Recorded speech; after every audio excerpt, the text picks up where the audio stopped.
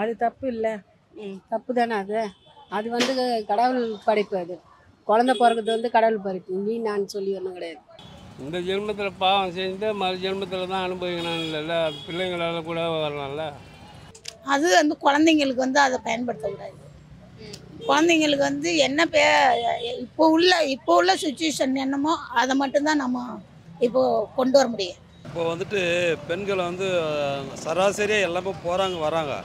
ஆம்பளைங்களாம் சேர்த்தா மற்ற திருட்டு பசங்க வந்து அதை செய்யாமல் இருந்தால் அவங்க ஜாலியாக போவாங்க, வர பிரச்சனை இருக்காது. இந்த மாதிரி பேசுறவங்களை வந்து கைது பண்ணணும்னு நினைக்கிறீங்களா? பண்ண தேவையில்ல, பின்ன பண்ணணுமா இல்லையா?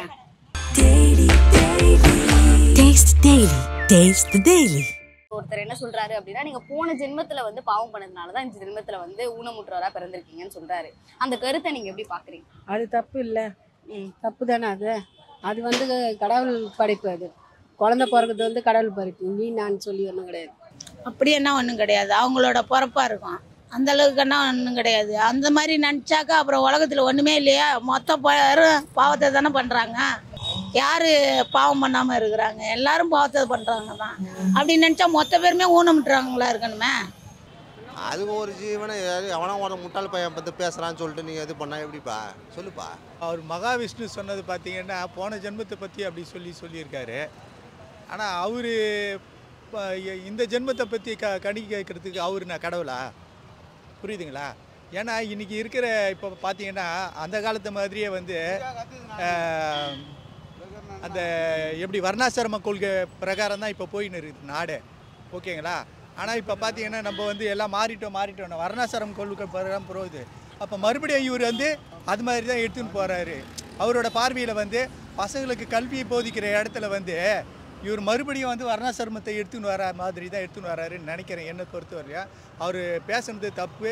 கிட்டத்தட்ட இப்போ இருக்கிற எல்லா கட்சிக்காரங்களும் வந்து கண்டனம் தெரிவிக்கிறாங்க. அதனால் வந்து இதை வந்து திருவேற்காடு ஆட்டோ சங்க சார்பாக நாங்களும் வந்து வன்மையாக கண்டிக்கிறோம். இந்த ஜென்மத்தில் பாவம் செஞ்சு மறு ஜென்மத்தில் தான் அனுபவிக்கணும் இல்லைல்ல, அது பிள்ளைங்களால கூட வரலாம்ல. அவன் பாவத்தை அவன் தான் அனுபவிக்க முடியும். நம்ம எப்படி சொல்ல முடியும் அவன் பாவத்தை அனுபவிக்கிறான்னு?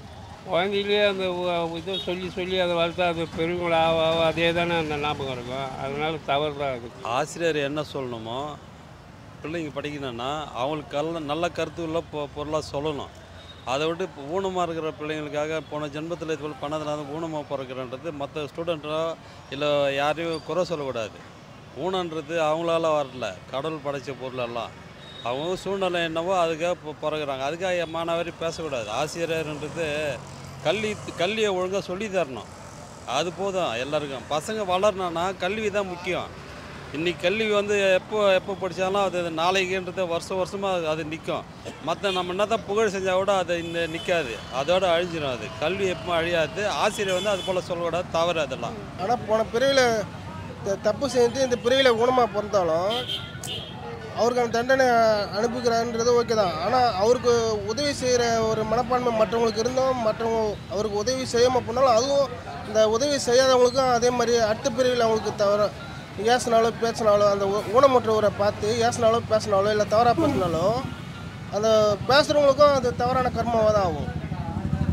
அப்போ அதாவது பிறவிகள் ஒன்று லிங்க்கு தான் அது. ஆனால் அவர் பேசுறது தவறில்லை. அதனால பாவம் பண்ணதுனால தான் அப்படின்லாம் கிடையாது. பாவம் எவ்வளோ பண்ணுறாங்க, அவங்களாம் நல்லா தாங்கிறாங்க. புண்ணியம் பண்ணுறவங்களுக்கு தான் நோய் நொடிலாம் வருது. என்ன சொல்கிறது? பாவம் பண்ணுறவங்களுக்கு நல்லா இல்லை இருக்கிறாங்கன்னுலாம் நம்ம சொல்ல முடியாது. நமக்கு என்னவோ விதி அதான் அனுபவிக்கணும். நம்ம ஒரு டீச்சர் வந்து பிளைண்டா இருக்கக்கூடிய டீச்சர் வந்து ஏன் அப்படி சொல்றதுன்னு கேட்கும்போது அவர் எதிர்த்து இல்லை அவர் வந்து அதான் அந்த சொல்கிறார் இல்லையா, அவர் வந்து இந்த அவர் பேர் என்னது மகாவிஷ்ணு வந்து சொல்கிறார் இல்லையா, அவர் வந்து இன்னும் தெளிவாக விளக்கமாக இன்னும் டீட்டெயிலாக சொல்லியிருந்தாக்கா அது சொல்லியிருக்கணும். அது அதுக்குள்ளே இது இவங்க பிரச்சனை பண்ணி இது பண்ணிட்டாங்களான்னு தெரியல. பட் ஆனால் அதான் நல்லா ஆழ்ந்து தெரிந்து இன்னும் நல்லா விளக்கமாக சொல்லணும். அதுக்குள்ளே பாதியில் முடிஞ்சிடுச்சு. அதனால தான் கொஞ்சம் ஒரு சில பேர் பிரிவுகளின் மேலே நம்பிக்கை இல்லாமல் இருப்பாங்க.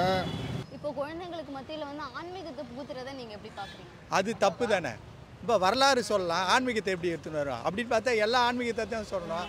முஸ்லீம் இருக்கிறாங்க, கிறிஸ்டியன் இருக்கிறாங்க, பௌத்தம் இருக்குது. பௌத்தத்தை மாதிரி ஒரு சுத்தமான ஒரு இதுவே எதுவுமே கிடையாது. ஓகேங்களா? எந்த ஒரு ஒரு மதத்தில் வந்து குடிக்காதுன்னு சொல்கிறாங்க. ஆனால் பௌத்தத்தை சொல்கிறாங்க குடிக்கக்கூடாதுன்றாங்க. பஞ்சசீலத்தில் வந்து சொல்கிறாங்க. அந்த மாதிரி வந்து எந்த ஒரு இதுலேயும் வந்து தப்புன்னு சொல்கிறது பௌத்தம். ஓகேங்களா? அந்த மாதிரி இப்போ அவங்கள யாருமே வந்து இப்போ இதில் சொல்லியா, இவர் வந்து புதுசாக எடுத்துன்னு வந்து திணிக்கிறார், அவ்வளோதான் சொல்லணும். ஆன்மீகன்றது வேறம்மா. ஆன்மீகன்றது ஒரு பாடசாலையில் சொல்லணும். பாடசாலைன்னா அந்த இந்து முஸ்லீம் அவங்கெல்லாம் இருக்காங்க பாருங்கள், கிறிஸ்டின்ஸ் இருக்காங்க, அவங்க ஸ்கூலில் இது நடத்தினா அது நடத்தலாம், பரவாயில்ல, அது எது கூட பண்ணிக்கலாம். ஆனால் கவர்மெண்ட் ஸ்கூலில் இதில் வந்து அந்த இதெல்லாம் நடத்தக்கூடாது.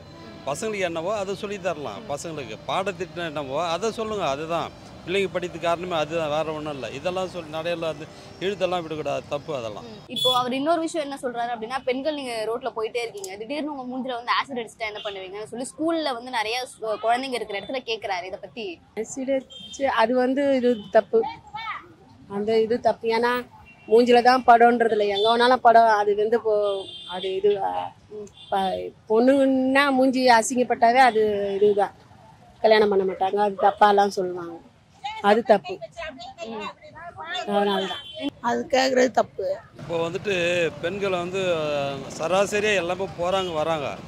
ஆம்பளைங்களாம் சேர்த்தா மற்ற திருட்டு பசங்க வந்து அதை செய்யாமல் இருந்தால் அவங்க ஜாலியாக போவாங்க, வரும், பிரச்சனை இருக்காது. நம்ம வந்து அது போல் நடக்கக்கூடாதுல்ல. ஃபஸ்ட்டு முக்கியத்துவம் அதுதான். பெண்கள் போகிறாங்கன்னா அவங்களுக்கு பார்த்தா சரி, நம்ம தங்கச்சி அக்காங்க அம்மாங்க சித்திங்கன்னு சொல்லிட்டு பேசிட்டு போகலாம், தவிர்த்து மற்றபடி அவங்கள பார்த்து நம்ம இது பண்ணி அதுக்கடுத்து மூவ் பண்ணுறது தப்பு. ஸ்கூல்ல வந்து மதத்தை கத்து தராங்க இல்லையா? இப்போ ஒரு ஸ்கூல்லனா 3 மதத்தை சார்ந்தவங்களும் இருப்பாங்க, ஒரு மதத்தை வந்து ஒரு ஸ்கூல்ல சொல்லி தர்றது வந்து சரியா? அது வந்து அந்த காலத்தில் வச்சது மதங்கிறது, அந்த காலத்தில் இருக்கிறது. இப்போ கிராமத்துலன்னா அந்த மதத்தை வந்து கண்ட்ரோல் பண்ணிக்கிட்டு தான் இருக்கிறாங்க. அது பேசிக்கிட்டு தான் இருக்கிறாங்க. நான் இந்த மதம் அந்த மதம்னு பேசிக்கிட்டு தான் இருக்கிறாங்க.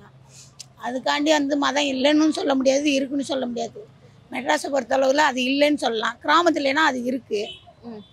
அது வந்து குழந்தைங்களுக்கு வந்து அதை பயன்படுத்தக்கூடாது. குழந்தைங்களுக்கு வந்து என்ன இப்போ உள்ள சுச்சுவேஷன் என்னமோ அதை மட்டும்தான் நம்ம இப்போது கொண்டு வர முடியும். அது வந்து மாற்றி கொண்டு வர முடியாது. முயற்சி பண்ணால் முடியாது எதுவும் கிடையாது. ஆனால் முயற்சி பண்ணலாம். ஏன் வந்து குழந்தைங்களுக்கு இந்த மாதிரியான விஷயத்த சொல்லி கொடுக்கக்கூடாதுன்னு நினைக்கிறீங்க? சொல்லி கொடுக்கக்கூடாதுன்னா அந்த குழந்தைங்களுக்கு அது குழந்தையிலேருந்து வர்றதான் எல்லாமே லாஸ்ட் வரை நிற்கிறது. அதுதான் அந்த மனசில் வந்து ஆழமாக அது போயிடும். அதனால குழந்தைங்கக்கிட்ட என்ன நல்லது சொல்லிக் கொடுக்கணுமோ அதை தான் நல்ல சொல்லிக் கொடுக்கணும். ஸ்கூல்ல வந்து ஆன்மீகத்தை புகுத்துறது வந்து சரியா தவறா? அப்படி பார்த்தாலும் தனியார் ஸ்கூல்லலாம் கூட புகுத்ததான் சொல்கிறாங்களே. அப்போனா எங்கே பொதுவாகவே எல்லா ஸ்கூல்லையும் புகுத்தக்கூடாது. இல்லைனாக்கா ஒரு அதாவது ஒரு திருடங்கிட்ட மாட்டினாக்கா என்கிட்ட இவ்வளோ நகை இருக்குது, இவ்வளோ இது இருக்குது அப்படின்ட்டு நம்ம சொல்ல மாட்டோம். என்கிட்ட அவங்க ஒன்றுமே இல்லை அப்படின்னு தான் சொல்லுவோம். அப்போ அந்த இடத்துல ஒரு பொய்யும் தேவைப்படுதுன்ற மாதிரி ஒரு சில விஷயங்களுக்கும் வந்து சில பிற்போக்குன்ற சொன்னாலும் ஒரு சில நேரத்தில் ஒரு சில இதுவும் சில நல்ல குணங்கள் அமையத்துக்கும் பிற்போக்கும் கொஞ்சம் தேவை தான். அப்போ இந்த கருத்தை வந்து சரியானதா? அதாவது பிற்போக்குன்னா நம்ம ஒரு சில விஷயங்கள் நம்ம அறிவுக்கு எட்டாவது இருக்குது. அதனால் அதை நம்ம கண்ணுக்கு முன்னாடி தெரியுது மட்டும் தான் உண்மை நம்ம நினைக்க முடியாது இல்லையா? இந்த மாதிரி அதே மாதிரி கண்ணுக்கு தெரியாதது எல்லாமே உண்மையை நம்பிட முடியாது, கண்ணுக்கு தெரிஞ்சது எல்லாமே உண்மையை நம்பிட முடியாது. அது ஒவ்வொன்றும் பகுத்தறிஞ்சு அதாவது பேசும்போது தான் அது எல்லாருடைய வாழ்க்கையிலையும் அறிகிற மாதிரி எல்லாருக்கும் சூழ்நிலை அமையாது. இந்த மாதிரி பேசுற இவரை வந்து கைது பண்ணணுங்கிறது தான் நிறைய பேருடைய எண்ணமா இருக்கு. இது தேவையில்லாமல் இவ்வளோ 2 நாளாக மெயின் நியூஸாக போட்டுன்னு வேற எந்தெந்த விஷயத்தையும் மறைக்கிறதுக்கு இந்த விஷயத்தை எடுத்துன்னு பேசிட்டு இருக்காங்க ஊடகங்கள். அவள் தான் நான் சொல்லுவேன். நான் இந்த மாதிரி பேசுறவங்களை வந்து கைது பண்ணணும்னு நினைக்கிறீங்களா? பண்ண தேவையில்ல, பின்ன பண்ணணுமா இல்லையா? கண்டிப்பாக அரெஸ்ட் பண்ணணும். அவர் தான் ஒரு முன்மாதிரியாக இருக்கணும். மற்றவங்க யாரும் இது மாதிரி பேச மாட்டாங்க. இது மாதிரி இன்னொருத்தர் வந்து நான் வந்து இந்துத்துவா இல்லை நான் வேறு அப்படி இப்படின்னு சொல்லிட்டு யாரும் உள்ளே வந்து வரமாட்டாங்க. பொதுவாக எந்த ஒரு கருத்தும் சொல்லாமல் கட்டி யாருமே வந்து தனிப்பட்ட ஒரு முறையில் வந்து எந்த ஒரு மதத்தை அடிப்படையிலும் வச்சு சொல்லக்கூடாது. அவ்வளோதான். கண்டிப்பாக செய்யலாமா, அதெல்லாம் அரெஸ்ட் பண்ணலாம், தப்பே கிடையாது அதெல்லாம்.